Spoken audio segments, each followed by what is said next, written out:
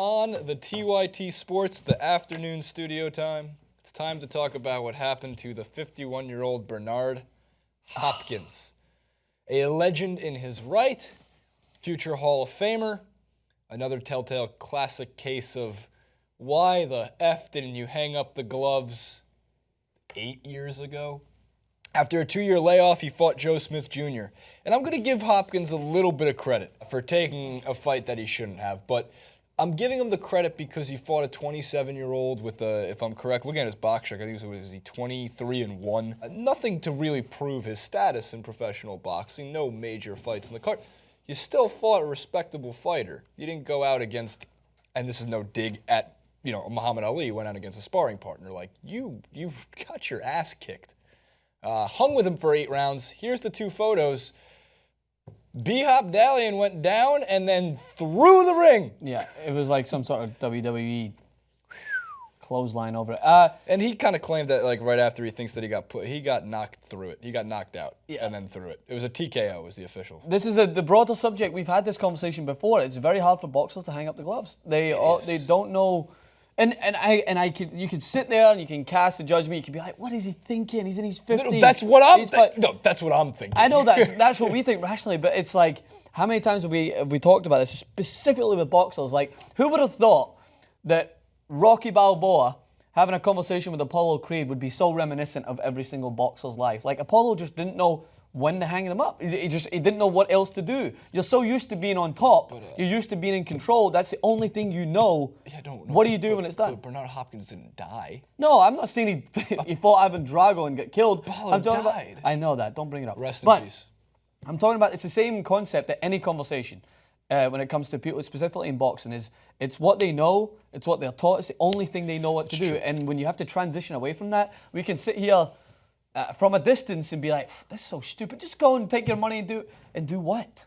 Like, and do what? This is why it's so important in any sport. If you think that you have what it takes, fantastic. Go and do what it takes. But if it doesn't happen, you got to have a plan B. You got to be prepared to go and be a salesman. True. You know what? It's unfortunate. We don't talk nearly, and I mean nearly enough boxing on the program. So I hate that we finally get around to talking about some boxing, and I choose Bernard Hopkins getting his ass kicked. Yeah. Well, it was trend. We get it. It was trending. That's for sure. It's also a legend, and he's a legendary fighter. I was looking it up before. Boxing Junkie has a great article. Lennox Lewis and Mike Tyson. That wasn't technically Tyson's last fight, but he got knocked out in 2002. Muhammad Ali and his old sparring partner was Larry Holmes. Larry Holmes dominated him for 10 straight rounds, I think, and then Muhammad Ali's side threw in the towel. And then, of course, there's the thyroid problem and obviously a lot of other issues going on with Muhammad Ali's health at that point. Yeah. May he rest in peace as well. And you're just about Roy Jones Jr. Roy Jones Jr. had to come back several times. Like, there was a point where he left when everyone was like, he's leaving on top. Like, he was one of the best, one of the most glamorous. Yeah. Came back, struggled, left, came back again.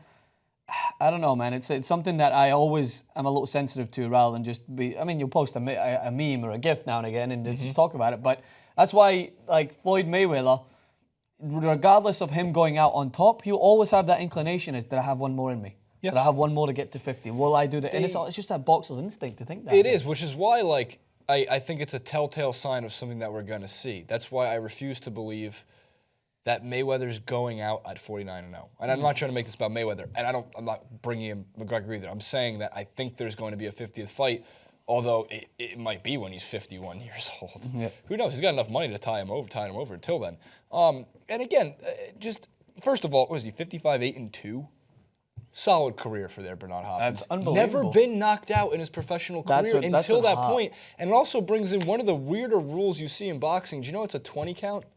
When you get knocked out of the ring. Oh, really? You get 20 seconds to get back up and get in, and he just wasn't moving in the bum. I mean, he wasn't getting back up. Yeah, he was knocked out cold. But at the same time, like, you get like an extra 10 seconds, find your way back in. Get a steel chair and bring yourself back. Just like you John Cena about to run into, what's that supposed to be here? That's what I think was the sorest point, was that, he lost to a guy half his age. Handpicked, it was handpicked, but still, a quality opponent. Yeah, he lost to a guy half his age, more endurance, didn't have enough experience, but in boxing, it doesn't matter how much experience you have when it comes to fighting a guy physically superior to you and younger. And that's what the sorest point was, is that that knockout-free career I don't think it's tarnished, not in my opinion. No. But people will look to, well, he almost lasted a full career without being knocked out. I think he did. I think this was just actually, one for I think it's one him. of the most remarkable.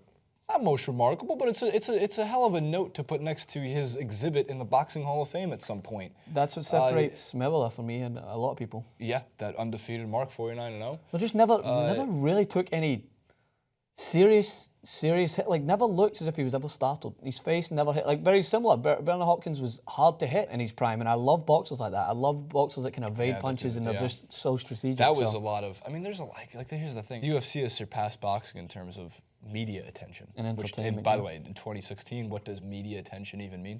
Because it usually disguises what's really going on for the most part, not necessarily in sports, but sometimes in sports.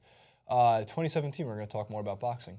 We didn't talk about Kovalev versus Ward, which was the fight of the year, or at least it was the most important fight of 2016. So next year we're going to start focusing. I want to focus on UK boxing. I want to focus on. There's a big one coming up. I want to focus on Tyson Fury's press conferences. I want to focus on. There's a lot of good stuff going on. Everyone knows that we're big boxing fans. Well, there's a big one coming up. David Haye getting back into the ring, trading some verbal and physical blows already in the press conference. So that's going to be interesting. There's always David Chisora, who I don't really. He's just a scumbag, man. Like, this is a guy. He threw a table at his last press conference. 2017, you're just throwing shots. No, I've always. It's not me saying it just because we don't cover now it as you're much. I still stating watch shots. It. He's a scumbag. What's the difference if, like, you constantly throw shots at people off camera, but then we finally get around to doing it on camera? Does that mean you're? I thought you were going to say, would I You're throw it to him in person? shots? Are you stating shots now instead of just throwing them? I would never throw this shot in person. David Chisora is a massive man, and remember him and David Haye getting the clash, and David Haye bottled him apparently, and then now he gets in a clash with another guy and throws a table. He threw a table. Who throws a table? What is going on? Who throws a shoe? Who's going to throw a shoe? Someone will throw a shoe, like that one guy threw at George W. Bush. Still one of the greatest moments in American history. He threw two. Yeah, he threw two of them. He walked out shoeless. He walked out shoeless. He had somebody waiting outside, prepared with another pair. George Bush could have been a good boxer with that. He evaded it. Could have got it. Oh, my God. Comment below, like, favorite, subscribe. What do you think about Bernard Hopkins' career? Those of you who are old enough to remember Bernard Hopkins' career in the 80s and 90s, and maybe the 70s, 60s, 50s, and 40s. The 80s, 90s. That was what I mentioned. Joe Louis. Joe Louis lost to Rocky Marciano in 1951 at Madison Square Garden. That was another guy who went out. Yeah. Or towards the very end of his career, the twilight of his career, went out in a rough way, and I believe Joe Louis was favored. That's when people were listening to radio to hear their calls and make their bets. Get up! Get up! I want to go to work on Monday. We'll see you on the Twitter and the Facebook and all the fun stuff. It's in the description box below.